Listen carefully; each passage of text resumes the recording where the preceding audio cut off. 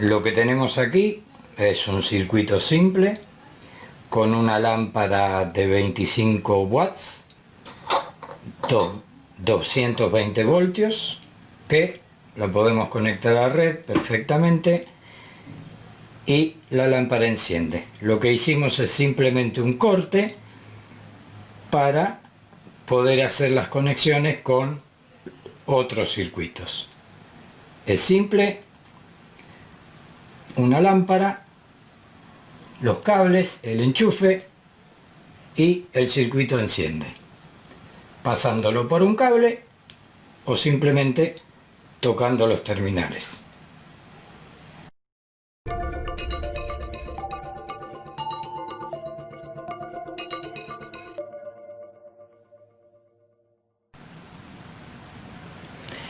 Circuito número 2, formado por una pila de 9 voltios, una lamparita, un foquito de 12 voltios y los cables con un corte para poder conectarlo al resto de los circuitos.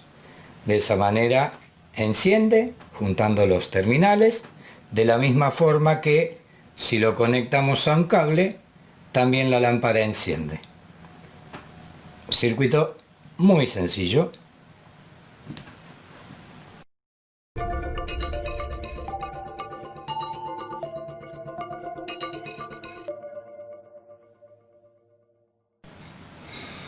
Circuito número 3 está formado por un motor tipo cooler de computadora con una fuente de 4 volt y medio que es un simple cargador de celular.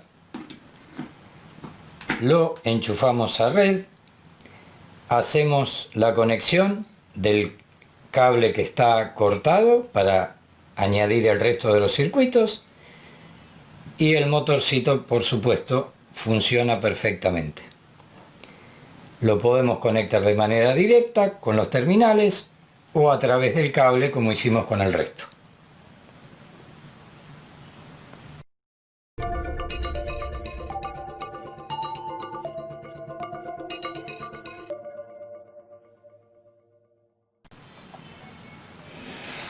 Aquí ya tenemos el circuito número 4, que como se ve es una radio con dos pilitas o dos baterías de 1,5 volt, donde el corte esta vez no lo hicimos en la alimentación, sino que lo hicimos en el parlante.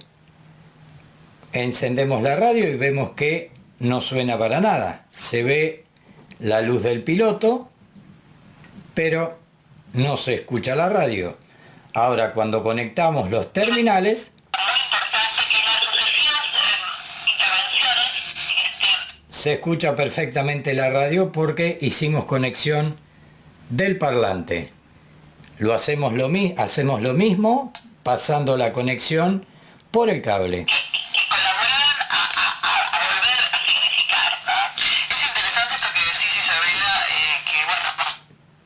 Bueno, ahí pudieron ver perfectamente que la radio funciona. Lo único que tiene es ese corte en la conexión de la bocina, del parlante interno que tiene la radio. De esa manera únicamente funciona cuando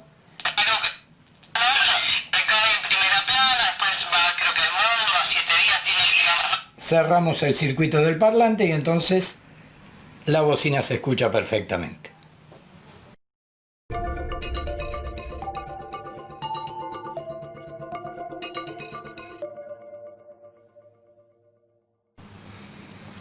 Bueno, aquí nos encontramos con el circuito número 5. Este circuito es un poquito más complejo. Tenemos conectado a una fuente de 9 voltios, un motorcito de 9 voltios, que con su movimiento impulsa a otro motor exactamente igual. Este segundo motor va a actuar como generador y va a encender estas lámparas. El corte, tal cual como lo hicimos en los otros circuitos, esta vez lo hicimos en la salida del segundo motor que actúa como generador. De esa manera, únicamente cuando está conectado el circuito, cuando está cerrado el circuito, las lámparas se encienden. Mientras tanto, simplemente funciona el primer motorcito. El segundo motor está desconectado, pero al conectarlo vemos que reduce su velocidad porque está emitiendo una carga que se puede apreciar perfectamente en las lámparas. O sea que el corte del circuito está en la salida del motor generador. No está conectado para nada a la fuente. Es absolutamente independiente el segundo motor con sus lámparas. Y de la misma forma conectamos al cable y las lamparitas se encienden perfectamente con la electricidad que está generando el segundo motor. Este es el circuito número 5.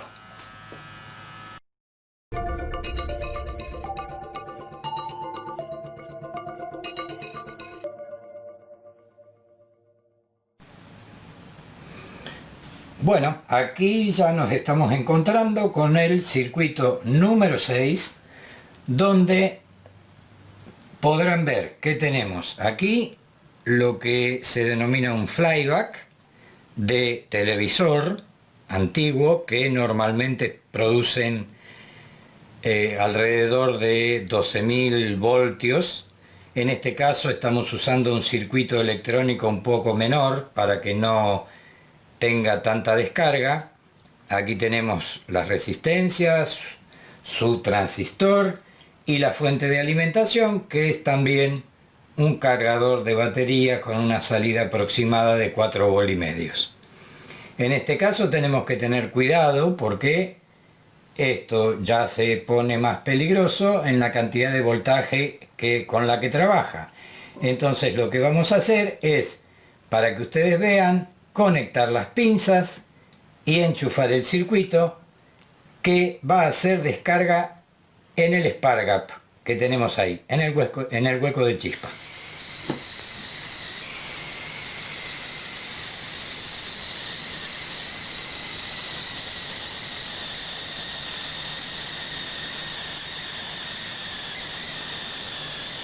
Lo desenchufamos y vemos que lo podemos conectar de la misma manera a un cable, como hemos hecho con el resto de los circuitos.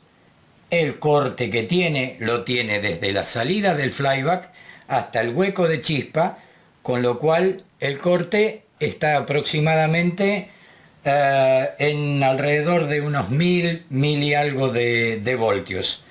Lo volvemos a conectar y vemos que perfectamente pasa la corriente por el cable de la misma forma, porque es simplemente un corte en el circuito.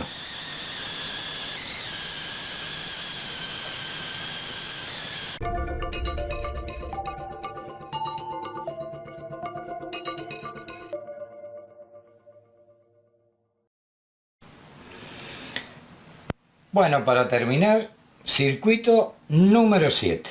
En este caso, lo que tenemos es un trafo, un transformador de entrada de 220 voltios, o sea que un primario 220 voltios que lo vamos a conectar a red, y un secundario de 12 voltios en el cual estamos conectando un motor, pero sin rectificar la corriente, es decir, que lo estamos conectando a la salida alterna del transformador. No lo estamos rectificando, y acá vemos y mostramos la diferencia con un piloto que hicimos con un simple bobinado por encima del primario. donde conectamos un LED y un motorcito, que esto sí estaría funcionando a corriente continua porque está rectificado por los diodos. En el bobinado secundario que está conectado al motor no hemos rectificado la salida, con lo cual el motor, que es un motor que funciona aproximadamente a 110 voltios, lo van a ver funcionar muy despacito, en este caso va a estar funcionando con la salida del transformador en 12 voltios. El corte lo hicimos exactamente ahí. Acá pueden ver, el corte está en los cables que alimentan al segundo motor. Lo conectamos a red y se puede ver que el piloto enciende, con lo cual el trafo está funcionando, ¿sí? Y al conectar los cables, los terminales, arranca el motor que está funcionando con corriente alterna.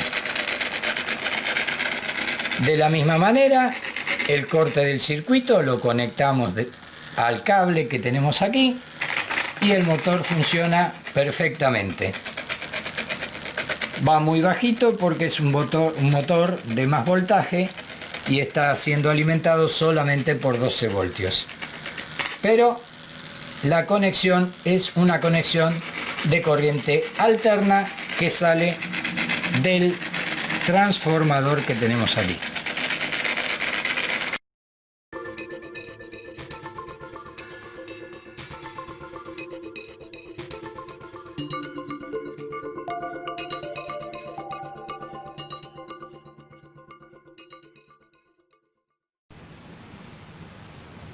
Bueno, hasta aquí hemos explicado cómo están formados cada uno de los circuitos, cómo están integrados con sus fuentes, sus conexiones, y que hemos mostrado que cada uno de ellos tiene un corte en su paso de corriente para poder funcionar. Lo que vamos a hacer ahora es conectar cada uno de estos terminales a las puntas de este cable para ver que funcionan correctamente.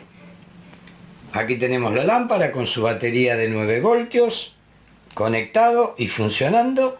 Aquí tenemos los terminales de la bocina o parlante de la radio, que vemos que también funciona correctamente. Y el resto de los circuitos están conectados a red, ya sea de manera directa o con sus fuentes. Los encendemos y vemos que todos funcionan correctamente.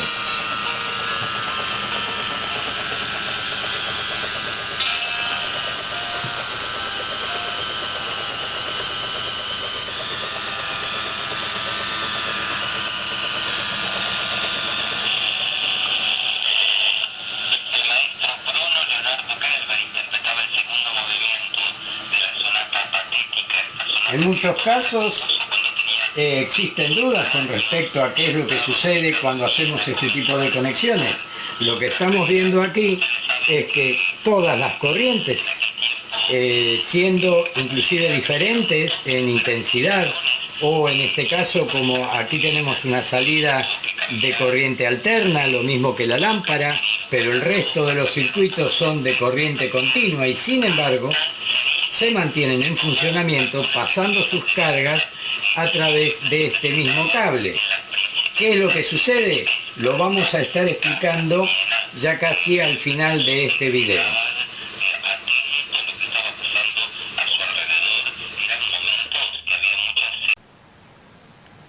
Aquí simplemente lo que pueden ver es que hemos cambiado el cable que utilizábamos como conexión de todos los circuitos con sus terminales y hemos puesto en su lugar una anilla de hierro zincado en donde estamos haciendo exactamente lo mismo, colocando absolutamente todas las conexiones de los cortes de los 7 circuitos.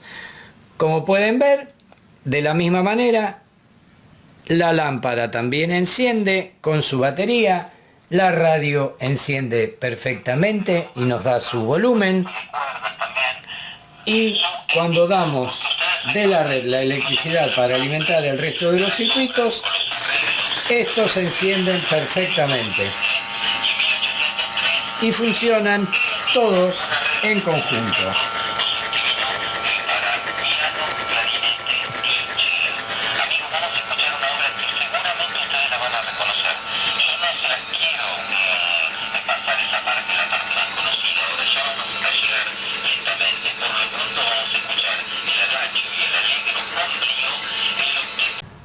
Bueno, aquí estamos de vuelta, esta vez con los protagonistas de este experimento, de este trabajo que hemos hecho, que seguramente van a generar dudas, controversias, muchas ideas y muchas lucubraciones, podríamos decir, muchos pensamientos encontrados con respecto a qué es lo que sucede cuando conectamos de la manera que vieron y que todo funciona perfectamente, 7 circuitos en un mismo cable, o en este caso en esta anilla, que también lo podríamos haber hecho en una placa metálica única, porque en realidad podemos llegar a decir que esto es un punto de unión entre dos terminales, y aquí es exactamente lo mismo, y lo mismo sucedería con una placa, y que sería lo mismo que juntar dos terminales en un punto, ¿sí? Y la unión se hace perfectamente y el circuito funciona. Pero ¿qué pasa? Aquí también hay cables. Aquí también hay cables. Y algo pasa por esos cables. O no exactamente. Bien, para poder llegar a explicar esto, nos vamos a tener que remitir a las explicaciones que ya desde hace tiempo nos viene dando el doctor Bacardí con respecto a la estructura de materia y energía, porque es la única forma de poder llegar a comprenderlo de la manera adecuada. Entonces, ¿qué es lo que dice el doctor Bacardí? Que el volumen, es decir, el espacio, no está vacío, que ese espacio tiene una estructura, que ese volumen existe, esas distancias existen porque hay una estructura. Y si nos basamos en lo que podemos pensar como estructura, podemos decir líneas que van de acuerdo inclusive a teorías que se conocen, como la teoría de cuerdas. Entonces podemos decir que parte de esa estructura son líneas, y que estas líneas, para generar un volumen, tienen que tener mínimo las 3 direcciones euclidianas, o comprender o completar los 3 planos euclidianos. Con lo cual yo lo que estoy haciendo aquí simplemente son 2 de esas direcciones, nos faltaría una tercera que iría perpendicular a la hoja para poder tener un volumen. ¿Se entiende? Perfecto. Ahora, estamos hablando de estructura, y entonces nos focalizamos en el cruce de estas 3 líneas. ¿Y qué es lo que tenemos aquí? Una estructura que bien lo calculó Planck alrededor del año 1900 y algo, que su mínima distancia, la mínima distancia de Planck, es del orden de 1.6 o 1,6 por 10 a la menos 35 metros. Ustedes fíjense que el protón tiene un diámetro de 1.6 por 10 a la menos 15 metros. Hay una diferencia de 20 unidades, podríamos decirle. Hay una diferencia enorme entre lo que es la estructura del volumen y lo que sería el tamaño del protón. Entonces, nos seguimos remitiendo a las explicaciones del doctor Bacardí. ¿Y qué es lo que nos dice cuando se forma la materia? Que esta estructura se comprime, o sea, todo esto que está aquí, estas pequeñas unidades se comprimen por un lado y se inflacionan por el otro. Se compactan o se comprimen por un lado y se inflacionan por el otro. Compactación, inflación. Donde aquí lo que tenemos es exactamente la misma masa que hay en toda esta esfera, porque estamos hablando de algo tridimensional. Aquí está la misma cantidad de masa que en todo este espacio. Eso es lo que nos dice el doctor Bacardí. Ahora, fíjense ustedes que esto, como ejemplo, de alguna manera, sería la mínima expresión, de alguna manera, de este cruce de líneas, ¿sí? Lo que sería la mínima esfera, podríamos decir, ¿sí? En el orden de lo que sería la distancia de Planck, 1.6 por 10 a la menos 35 metros. Y la diferencia de esto a esto es enorme. Con lo cual, cientos de miles, millones de esferas de este tipo estarían comprimidas dentro de lo que es la masa del protón. Y esto, que es una esfera electromagnética, tendría una estructura similar, y esto es lo que se conoce como electrón. Con un eje magnético, una esfera, un eje magnético y un plano ecuatorial. Un plano ecuatorial. La misma estructura base de lo que sería esa mínima esfera en función de 1.6 por 10 a la menos 35 metros. Esto en sí, la esfera electrónica o electromagnética con su protón en el centro están en una relación estable. Y decimos que el electrón tiene un tamaño, volumen, 1836 veces mayor que el protón. Esto. Y el protón a su vez tiene una masa 1836 veces mayor que el electrón. Es decir, mayor volumen, menor masa.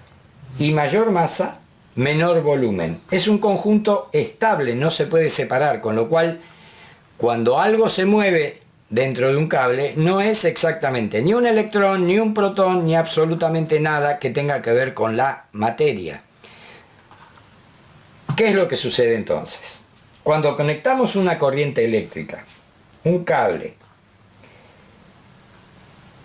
a un terminal, mejor dicho, a un cable, se produce una oscilación en la periferia del plano del ecuador de lo que sería el toroide, esta esfera electromagnética, que es un volumen electromagnético que configura al electrón. Se produce una oscilación, una vibración, una ondulación por encima de la periferia de este plano. Y claro, los átomos están compuestos de conjuntos de protones y electrones, con sus distintos niveles electrónicos, con lo cual la suma de todas esas oscilaciones son las que se trasladan de forma rotacional, siendo el alambre o el cable el eje de rotación de ese movimiento. Y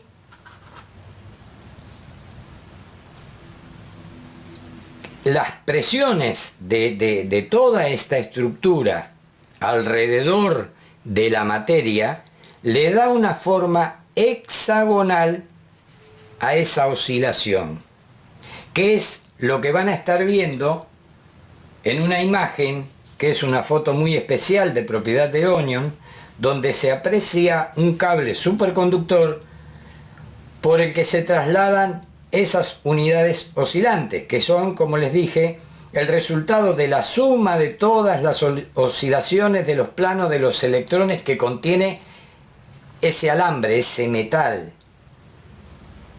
y que por las presiones tangenciales van tomando esa forma hexagonal que va rotando. Eso es lo que se está viendo en la fotografía.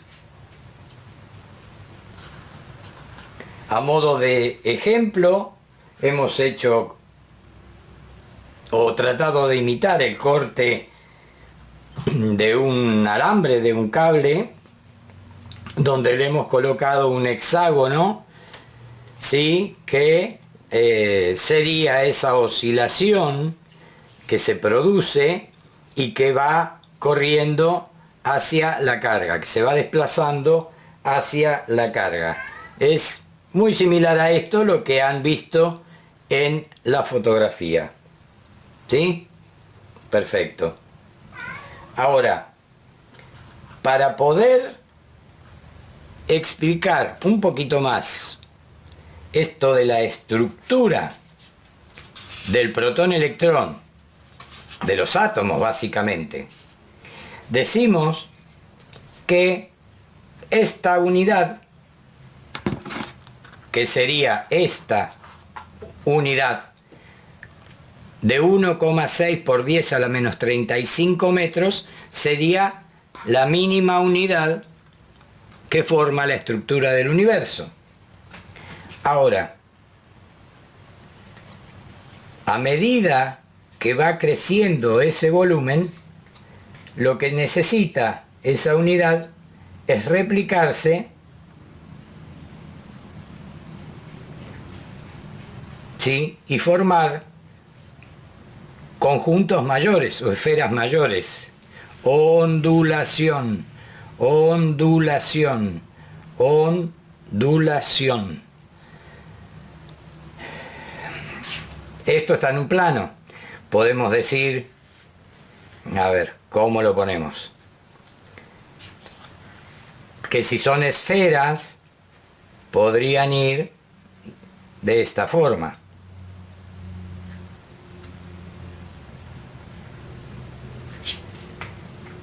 Y si ustedes miran la forma anterior y esta otra, se darán cuenta cuál es la forma que ha tomado un hexágono. Y no solamente eso, ¿cuántas unidades hacen falta para generar una unidad mayor? Pues 7. 7 posiciones distintas que toman los planos del ecuador dentro de esa esfera magnética, que son los 7 niveles electrónicos. Esto de alguna manera es en síntesis y en pocas palabras, y disculpen si hemos dicho algo por ahí que no ha sido totalmente al 100% correcto, pero bueno, es la forma en que podemos llegar a explicarlo para que se entienda. Y a modo de despedida los dejamos con una foto, en este caso del planeta Saturno, donde se puede apreciar en uno de sus polos una formación magnética que tiene una forma muy curiosa que seguramente van a reconocer. Gracias.